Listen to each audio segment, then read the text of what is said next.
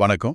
நீங்க அனுப்பி வச்சிருந்த தகவல்களை வச்சு நாம 2025 பொங்கல் பரிசு திட்டம் பத்தி கொஞ்சம் ஆழமா பார்க்க போறோம். ஆமா. இதுல ஒரு சுவாரஸ்யமான விஷயம் என்னன்னா, ஒரு பக்கம் இதுவரைக்கும் இல்லாத அளவுக்கு, அதாவது ஒரு குடும்ப அட்டைக்கு 5000 ரூபாய் பரிசுன்னு ஒரு பெரிய அறிவிப்பு வரலான்னு ஒரு பேச்சு இருக்கு. ஆமா, இதுவே ஒரு பெரிய நியூஸ் தான். ஆனா அதே நேரம் இன்னொரு பக்கம் பார்த்தா அந்த பரிசு எல்லாருக்கும் கிடையாது, சில முக்கியமான பிரிவினருக்கு கிடைக்காதுன்னு ஒரு விவாதம் போயிட்டு இருக்கு. சரி. சோ இந்த ரெண்டுக்கும் நடுவுல என்ன நடக்குது, இதோட தாக்கம் என்னவா இருக்குன்னு தான் நாம அலச போறோம். சரி, முதல்ல இந்த 5000 ரூபாய் பரிசு திட்டம் பத்தி சொல்லுங்க. அது எந்த நிலையில இருக்கப்போ? உங்ககிட்ட இருக்கிற தகவல் படி முதலமைச்சர் மு.க.ஸ்டாலின் அவர்களும் நிதியமைச்சர் தங்கம் தென்னரசு அவர்களும் இது பத்தி விவாதிச்சிருக்காங்க. அதாவது ஒவ்வொரு குடும்ப அட்டைக்கும் 5000 ரூபாய் கொடுக்கறத பத்தி ஒரு தீவிரமான பரிசீலனையில இருக்காங்க. ஆனா ஒன்னு தெளிவா சொல்லணும், இது இன்னும் அதிகாரப்பூர்வ அறிவிப்பு இல்ல. ஓ, அப்போ இது ஒரு ப்ரொபோசல் ஸ்டேஜ்ல தான் இருக்கு. கரெக்ட். இது ஒரு திட்ட முன்மொழிவு நிலையில தான் இருக்கு. அந்த மூலத்துல சொல்ற மாதிரி பிரகாசமான எதிர்கால திட்டங்களை வகுத்திருக்கிறான்னு சொல்றதே இது ஒரு பிளானிங் ஸ்டேஜ்ல இருக்குன்னு நமக்கு காட்டுது. அப்போ இது ஒரு பெரிய எதிர்பார்ப்பு உருவாக்குற ஒரு விஷயம். சரி, இது மட்டும் இல்லாம மகளிர் உரிமை தொகை பத்தியும் ஒரு அப்டேட் இருக்குன்னு சொல்றாங்களே? ஆமா, இருக்கு.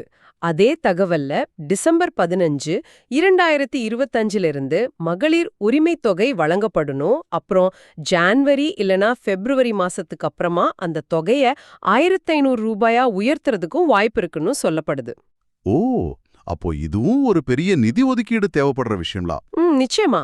அப்போ இந்த ரெண்டு திட்டத்தையும் சேர்த்து பார்த்தா அரசு நலத்திட்டங்கள்ல, அதுவும் நேரடியா பணப்பலன் கொடுக்கறதுல ரொம்ப கவனம் செலுத்துற மாதிரி தெரியுது.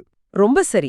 பண்டிகை காலத்துல மக்களோட வாங்கும் சக்திய அதிகப்படுத்துறது ஒரு முக்கியமான பொருளாதார உத்தி. இந்த ரெண்டு திட்டங்களும் அந்த திசையில தான் போகுது. ஆமா.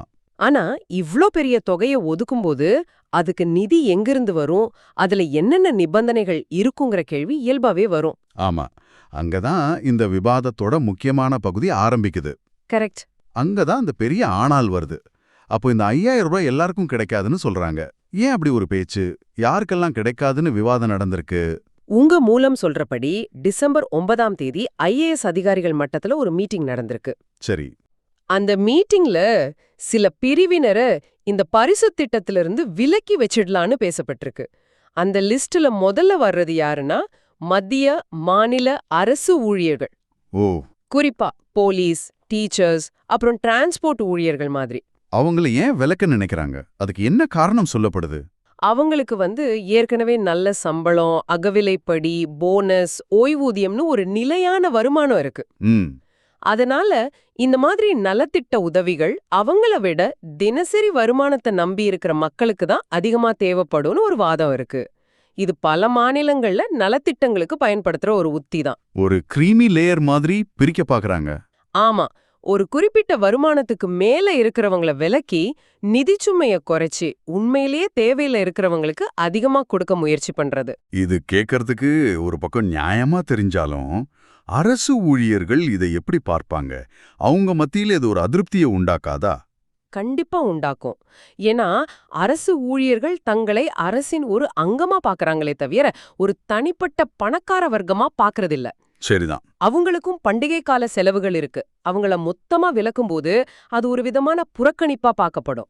அது மட்டும் இல்ல, இன்னொரு பிரிவினரையும் விலக்க போறதா ஒரு தகவல் பரவுது. அது யாரு?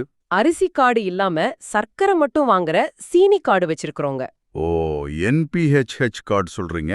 ஆமா, பொதுவா இவங்க வசதியானவங்க, அதனால மானிய விலையில அரிசி தேவைப்படாதுன்னு இந்த கார்டை வச்சிருப்பாங்கன்னு ஒரு கருத்து இருக்கு.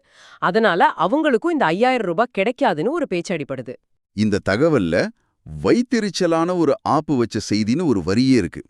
அந்த வார்த்தையே ரொம்ப கடுமையா இருக்கு. அப்போ மக்கள் மனநிலை எப்படி இருக்குன்னு இதுவே காட்டுது இல்லையா? ஆமா, அந்த வார்த்தை பிரயோகம் ரொம்ப முக்கியம். இது ஏதோ ஒரு நிர்வாக முடிவில்ல, இது மக்களோட உணர்வோட சம்பந்தப்பட்டதுன்னு காட்டுது. ஆமா, ஒரு பெரிய பரிசு தொகையை அறிவிக்க போறோம்னு ஒரு எதிர்பார்ப்பை கொடுத்துட்டு அதுல இப்படி சிலரை நீக்கும் போது அது ஒரு பெரிய ஏமாற்றத்தையும் கோபத்தையும் தான் உருவாக்கும். அதனாலதான் அப்படி ஒரு வார்த்தையை அந்த மூலத்துல பயன்படுத்தியிருக்காங்க. சரி, அரசு இப்படி யோசிக்குதுன்னா இதுக்கு எதிர்வினை எப்படி இருக்கு? குறிப்பா அரசு ஊழியர்கள் தரப்புல இருந்து என்ன சொல்றாங்க? அவங்க தரப்புல இருந்து தமிழ்நாடு அரசுக்கு ஒரு கோரிக்கை வச்சிருக்காங்க. அந்த கோரிக்கை ரொம்ப நேரடியானது, சிம்பிளானது. என்ன அது? அவங்க என்ன சொல்றாங்கன்னா, ஒன்னு, எந்த பாகுபாடும் பார்க்காதீங்க. இலங்கை தமிழர்கள் உட்பட தகுதியான எல்லாருக்கும் இந்த 5000 ரூபாய கொடுங்க. அரசாங்கத்துக்கிட்ட அவ்ளோ நிதி இல்லைன்னு நினைச்சீங்கன்னா பரவாயில்ல. ஓ, தொகைய 4000 இல்ல 3000 குறைச்சுக்கோங்க. ஆனா எல்லாருக்கும் கொடுங்க. இதுதான் உங்க கோரிக்கை. இது ஒரு சமரசமான கோரிக்கையா தெரியுது. எங்களுக்கு பணம் முக்கியம், ஆனா அதை விட எல்லாருக்கும் சமமா கிடைக்கிறது தான் முக்கியம்னு சொல்ற மாதிரி இருக்கு. கரெக்ட். அவங்க வாதத்தோட மையம் என்னன்னா, பொங்கல்ங்கிறது தமிழர் திருநாள். இது ஒரு இனத்தோட பண்டிகை. ஆமா, இதுல போய் நீங்க அரசு ஊழியர், நீங்க தனியார் ஊழியர்னு பாகுபாடு பார்க்கறது சரியில்லைங்கிறது தான். உங்க மூலத்துல சொல்ற மாதிரி ஏன் வீட்டுக்கு கொடுத்துட்டு பக்கத்து வீட்டுக்கு இல்லைன்னு சொல்றது மிகப்பெரிய இஷ்யூவை உண்டாக்கும். உண்மைதான். இது வெறும் பண பிரச்சனை இல்ல, ஒரு சமூக பிரச்சனையா மாறிடும்னு அவங்க பயப்படுறாங்க. மிக சரியா சொன்னீங்க.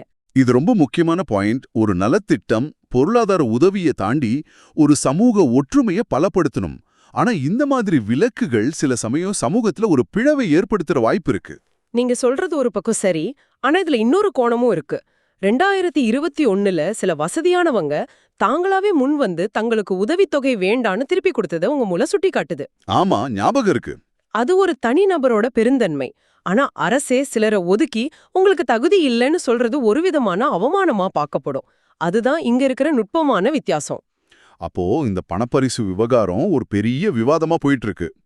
சரி, இது ஒரு பக்கம் இருக்கட்டும். பணம் இல்லாம பரிசு தொகுப்புல வேலை சில பொருட்களும் கொடுக்க போறதா தகவல் இருக்கே, அது பத்தி என்ன விவரம்? ஆமா, இது அரசாங்கத்தோட இன்னொரு உத்தி. பணம் ஒரு பக்கம், பொருள் இன்னொரு பக்கம்னு 2 விதமா மக்களை அணுக பாக்குறாங்க. உங்க தகவல் படி 18 வகையான மளிகை பொருட்கள், முழு செங்கரும்பு, இஞ்சி, மஞ்சள் கொத்து, அதோட ஒரு மண்பானை, இதெல்லாம் சேர்த்து ஒரு தொகுப்பா குடுக்கறதுக்கும் திட்டம் இருக்கு. இது நல்ல விஷயம்தான். ஆனா போன தடவை இந்த மளிகை பொருள் தொகுப்புல பொருட்களோட தரம் பத்தி நிறைய புகார்கள் வந்துச்சு. இந்த தடவை அதுக்கு என்ன நடவடிக்கை எடுக்கறாங்க? அந்த அனுபவத்திலிருந்து பாடம் கத்துக்கிட்ட மாதிரி தெரியுது. அதனாலதான் இந்த தடவை ஒரு தனி டீம் இதுக்காக வேலை செஞ்சுட்டு இருக்கிறதா உங்க மூலம் சொல்லுது.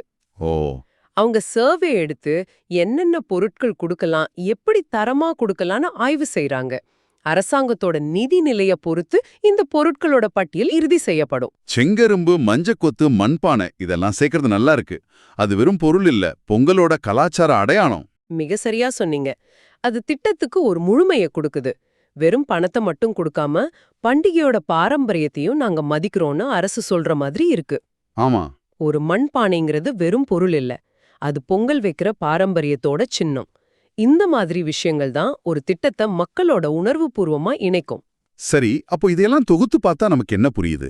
ஒரு பக்கம் 5000 ரூபாய் ரொக்கம், மகளிர் உரிமை தொகை உயர்வுன்னு பெரிய திட்டங்கள் பரிசீலனையில இருக்கு. இது மக்களோட எதிர்பார்ப்பு உச்சத்துக்கு கொண்டு போகுது. ஆமா, இன்னொரு பக்கம் அந்த பலன்கள் யாருக்கு போகணுங்கிறதுல ஒரு பெரிய கொள்கை ரீதியான விவாதம் நடக்குது. எல்லாரையும் உள்ளடக்கியதா திட்டம் இருக்கணுமா, இல்ல தேவைப்படுறவங்களுக்கு மட்டும் குறுவிச்சு கொடுக்கணுமாங்கிற கேள்வி எழுந்திருக்கு. ஆமா, இது ஒரு சமூக நீதி சார்ந்த விவாதமாவும் மாறி இருக்கு. கரெக்ட். இந்த தகவல்கள் உங்களுக்கு ஏன் முக்கியம்னா, இது வெறும் அரசு அறிவிப்பு சம்பந்தப்பட்டது இல்ல. ஒரு சமூகத்தோட எதிர்பார்ப்புக்கும் அரசாங்கத்தோட நிதி நிலைமைக்கும் நிர்வாக முடிவுகளுக்கும் நடுவுல இருக்கிற அந்த மெல்லிய கோட்டை நமக்கு காட்டுது. ஆமா, ஒரு திட்டம் எவ்ளோ பெருசா இருக்குங்கிறத விட அது எவ்ளோ நியாயமா எல்லாருக்கும் போய் சேருதுங்கிறது தான் முக்கியம். இந்த பொங்கல் பரிசு விவாதம் அதைத்தான் நமக்கு உணர்த்துது. இப்போ அரசு ஊழியர்கள் மற்றும் ஆசிரியர்களோட கோரிக்கை அரசின் இறுதி முடிவுல ஏதாவது தாக்கத்தை ஏற்படுத்துமான்னு நம்ம பொறுத்து இருந்து தான் பார்க்கணும். அதுதான் ஜனநாயகத்தோட ஒரு அம்சம். ஒரு திட்டம் வரதுக்கு முன்னாடியே அது பத்தின விவாதங்களும் கோரிக்கைகளும் வர்றது ஒரு ஆரோக்கியமான சமூகத்தோட அறிகுறி. சரிதான். இதிலிருந்து நமக்கு தெரிய வர்றது என்னன்னா, இந்த பொங்கல் பரிசு அறிவிப்பு வரும்போது அதுல இந்த எல்லா அம்சங்களையும் அரசு எப்படி சமரசம் செஞ்சிருக்குன்னு பார்க்கறது ரொம்ப சுவாரஸ்யமா இருக்கும். ஆமா. இந்த உரையாடலோட இறுதியில உங்களுக்காக ஒரு கேள்வி. ஒரு நலத்திட்டத்தோட உண்மையான வெற்றிங்கிறது அது எவ்வளவு அதிகமான பேருக்கு பேரளவுக்கு கொடுக்கப்படுதுங்கிறதுல இருக்கா, இல்லனா உண்மையிலே யாருக்கு ரொம்ப தேவையோ அவங்களுக்கு மட்டும் அது எவ்வளவு முழுமையா கொடுக்கப்படுதுங்கிறதுல இருக்கா? இத பத்தி நீங்க என்ன நினைக்கிறீங்கன்னு யோசிச்சு பாருங்க.